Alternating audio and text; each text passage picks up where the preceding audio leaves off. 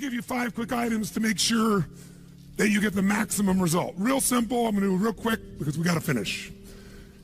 The difference in people, the difference in performance, the difference in the final result, the outcome, is it usually dependent upon skill? Is that what makes one person better than another, yes or no? How many have seen someone with an unbelievable innate skill get wiped out by an athlete, a person, a business individual who clearly had less skill? How many have seen this happen? Say aye. It's our ability to maximize.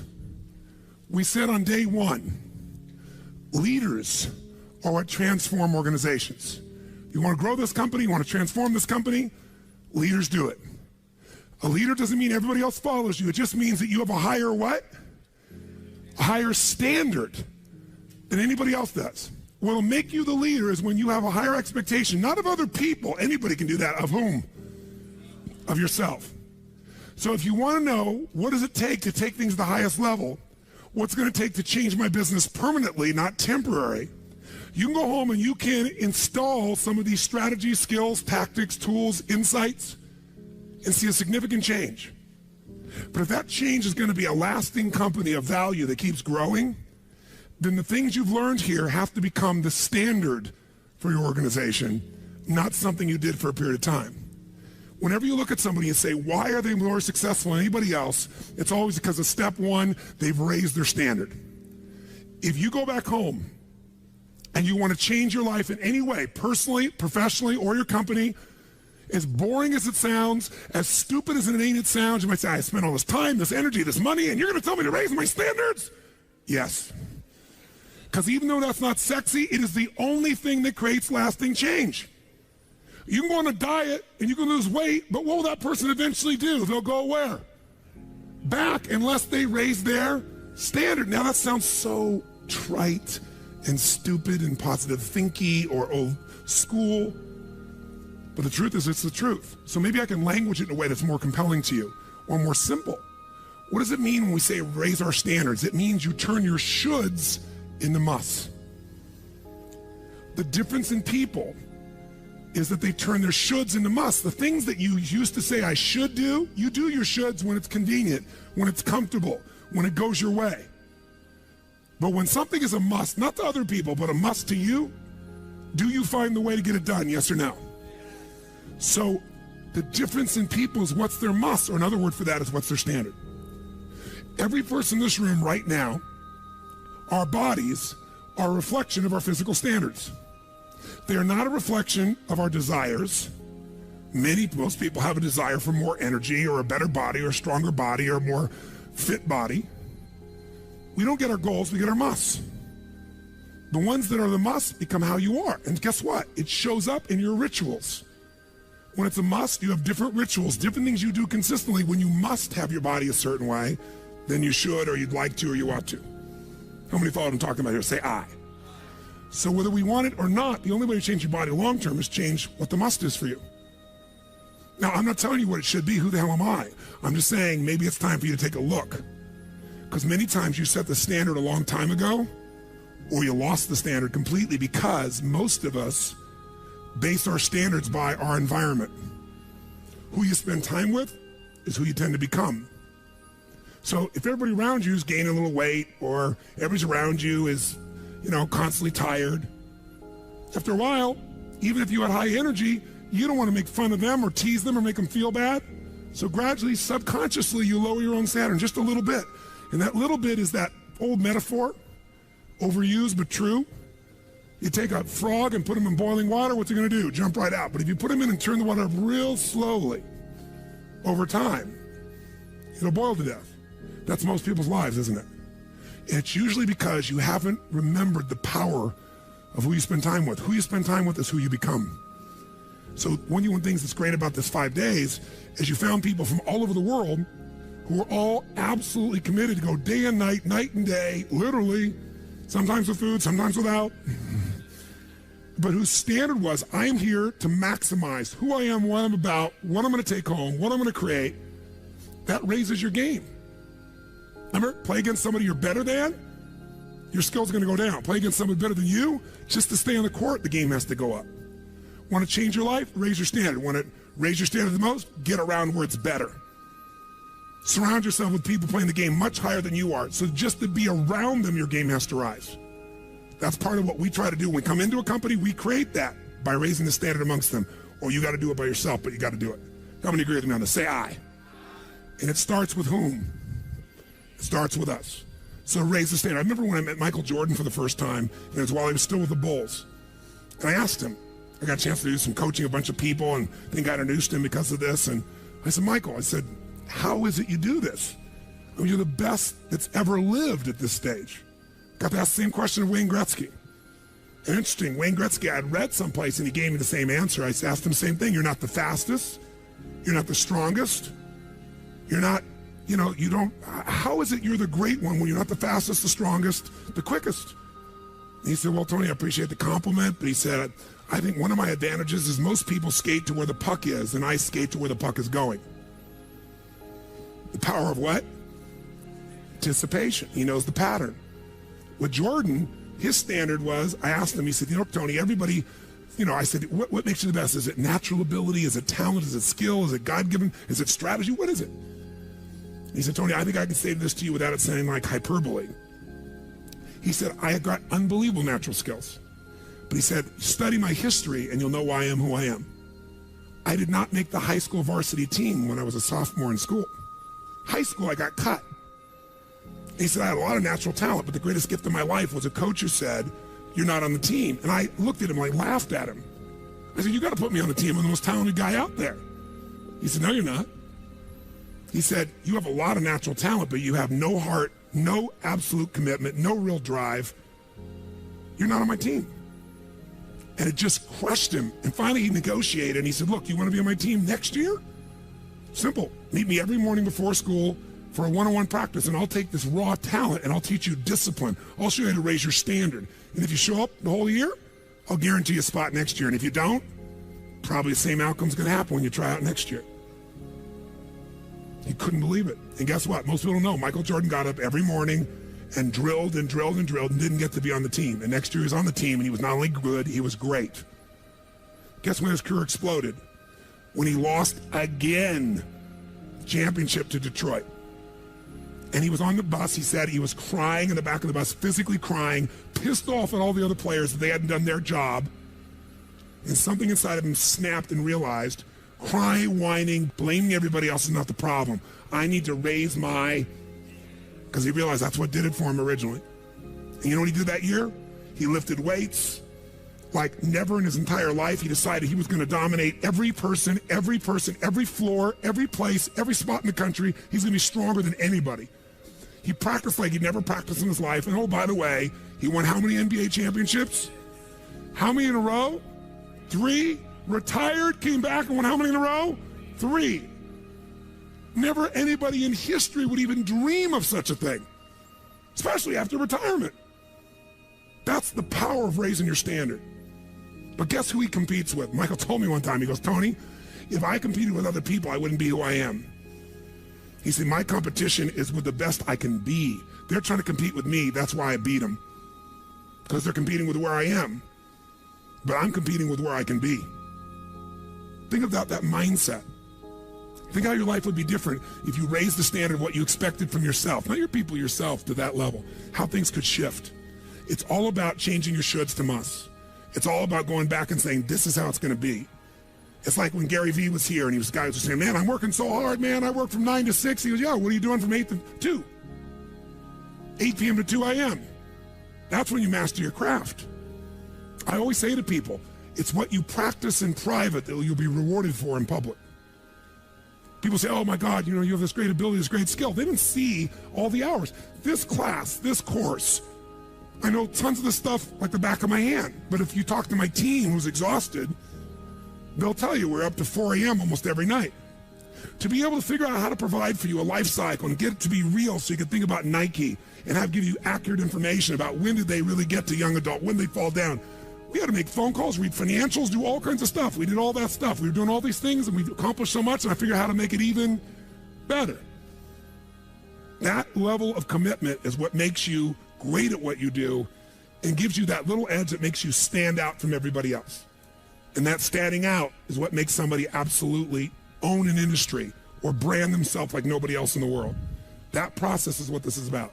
Raise your standard. When you got to go home, you got to say, where are we going to raise the standard? What am I going to take that's been my should and make it absolute must? Where are we going to do that as a team and how are we going to pull it off? Now, who here has ever, by the way, your income right now is a result of your standards as well. It's not the industry and it's not the economy. Who here is making more money today than you made 10 years ago? Let me see your hands. How many feel like it's not enough today? Let me see your hands. And how could that be? Real estate's so cheap now. Computers are cheaper than they were then. You get so much more for your money. Because once you achieve a level, who knows what happens? You immediately, you close the gap, you create a new gap. That's because that's what makes us grow.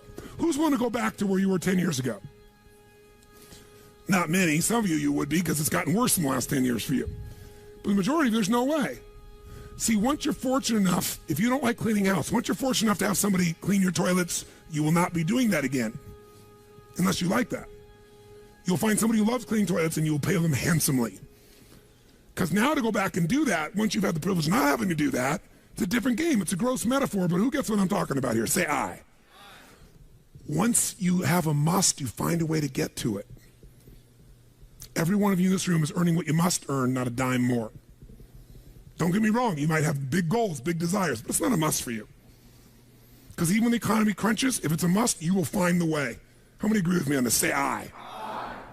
See, when it was a must for me to get at one level, I did. I remember it was a must for me to finally make $1 million a year. I had my son Jarek going to be born. I swore I would never have a child unless I was financially set, and I wasn't financially set, and he was on his way.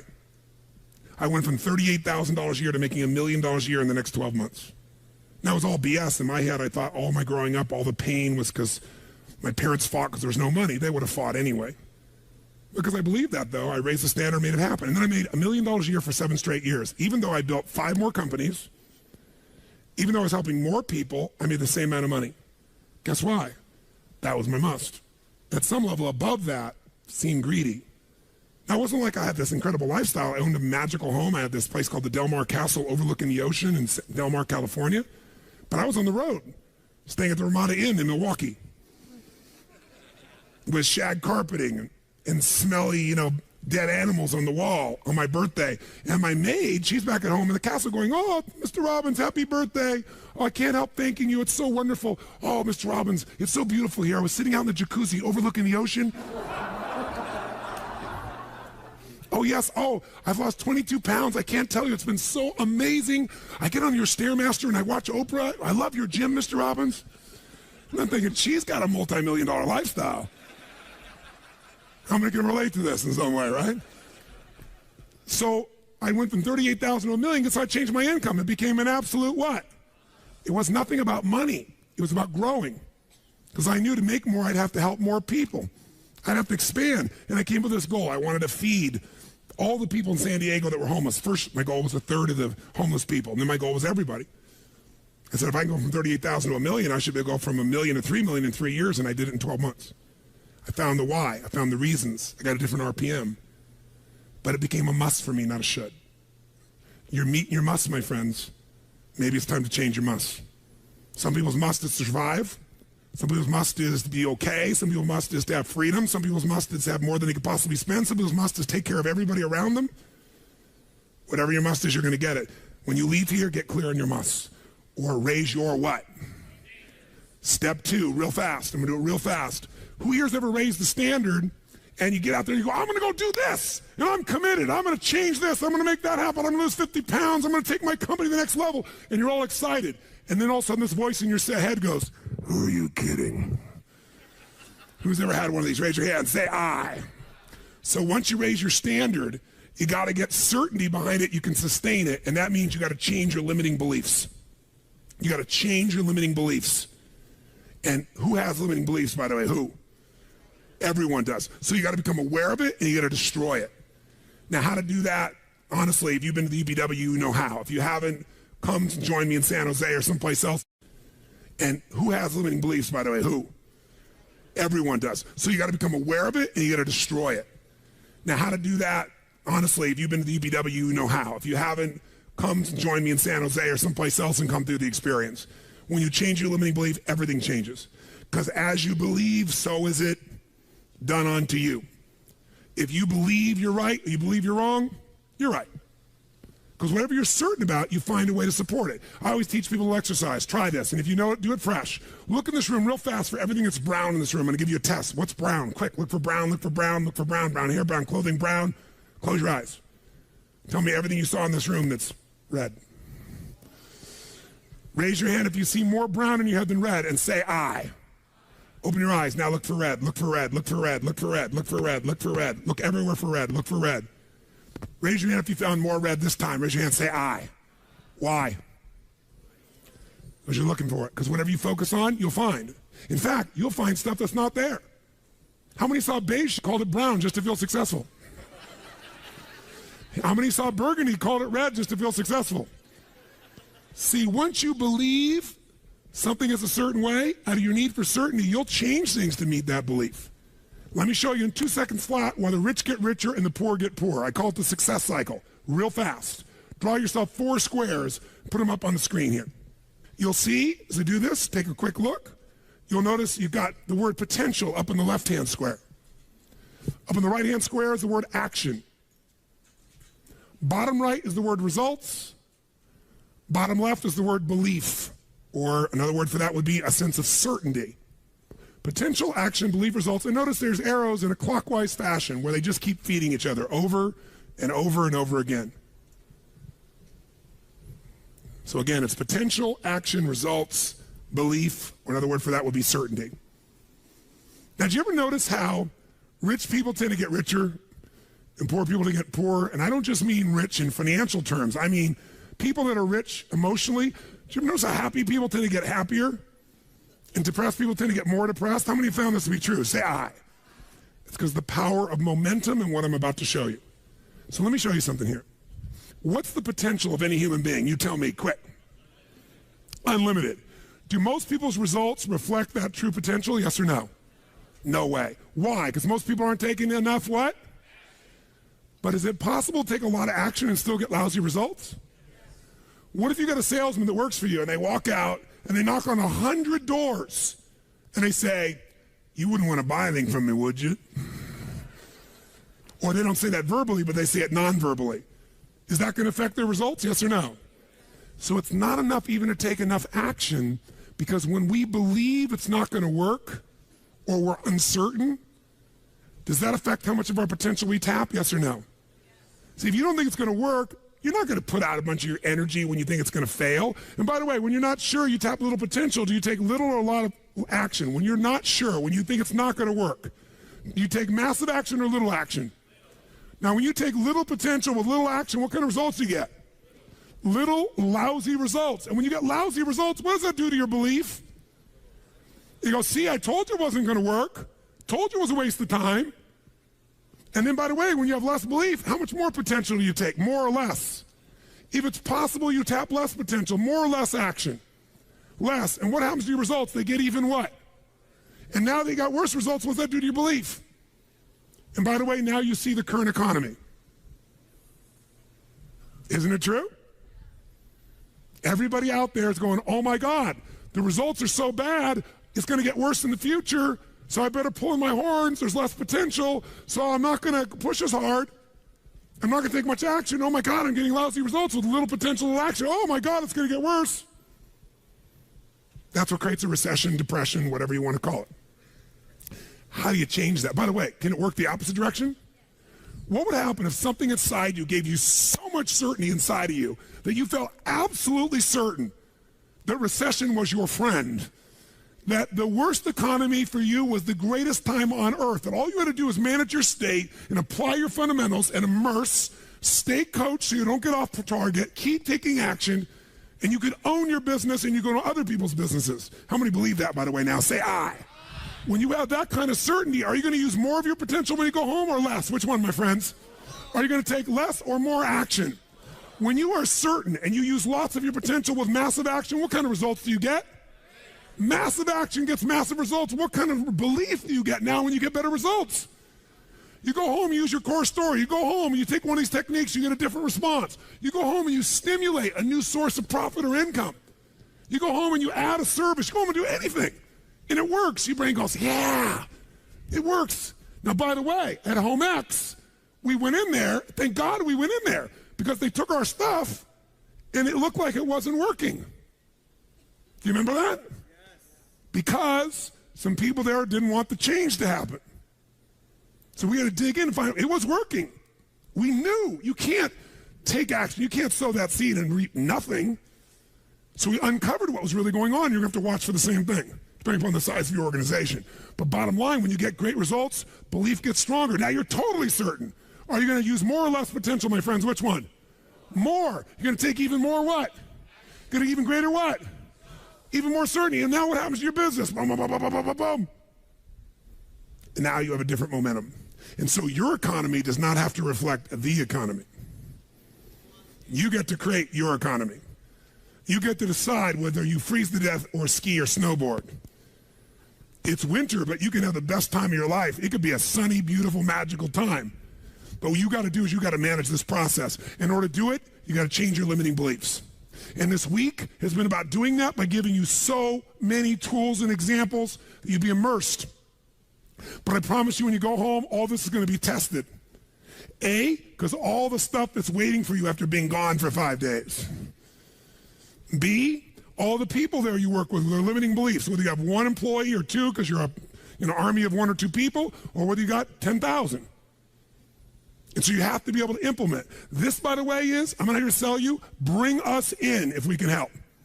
Do you think we could help? Yes or no? Yes or no? Bring us in and we'll do it. Or get your team together and find a way to make sure this momentum goes in the right direction. Make sense? This is the must. If you have this high standard, but you don't really believe because the momentum's in the wrong direction, having the tools will be worthless. That's where certainty, that's where everything else we teach, that's what I do in my events, that's where you guys have been there before, that's what you got to bring to the table. What are the 5 keys for integrating this? Number 1, you got to go home and raise your what? Come on, guys, raise your what?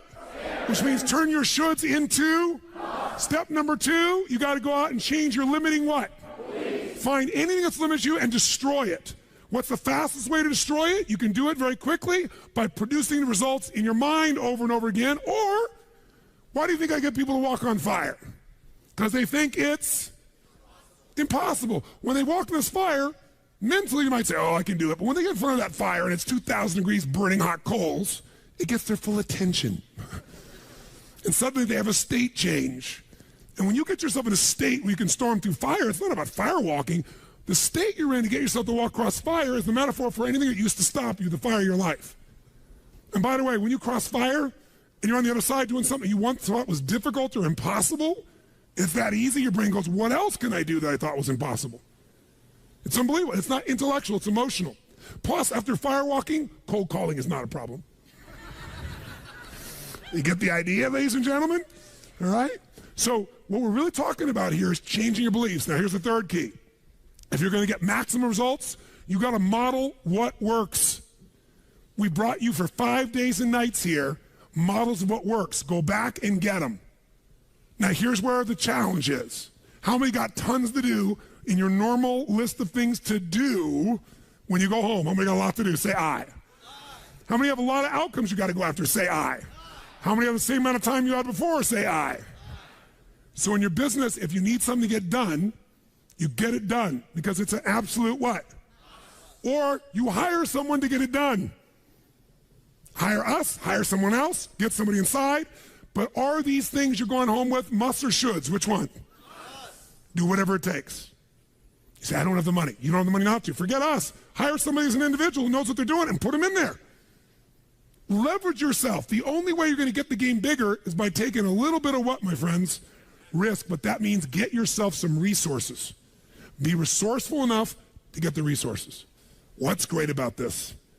What is this opening? What is this creating? What's possible? What have I not seen? This is going to make me see. What have I learned from this? What can I learn from this? What am I willing to do to still have it the way I want it? That's the 4th step. You intensify, and you innovate. And then there's the final 5th step. And that 5th step's really simple, my friends. And that is step up and give. Step up and give more than anyone else could possibly expect. The ultimate transformation happens when you stop trying to get and you start to give. Whenever you're at your best, you're giving. I remember so vividly driving in my car, my Volkswagen Bug, and I was struggling, and I was 19 years old. I was driving on a freeway in San Gabriel Valley, the 210 freeway, I'll never forget. And it's midnight, and I'm frustrated. I felt like I tried everything, and I had these big hits, like the one you just saw, and nothing was going my way, and I was frustrated, and I kept thinking, how come I'm not getting what I want? And all of a sudden, it just hit me on the freeway. I pulled over the side. It was almost midnight, no cars really around, grabbed my journal, and I wrote, and I still have the journal to this day from when I was 19 years old, full page, and I wrote, "The secret to living is giving." And I realized why I wasn't doing well. Because I all focused about what I wasn't getting. I was not focused on what I was not giving. And the whole game changed.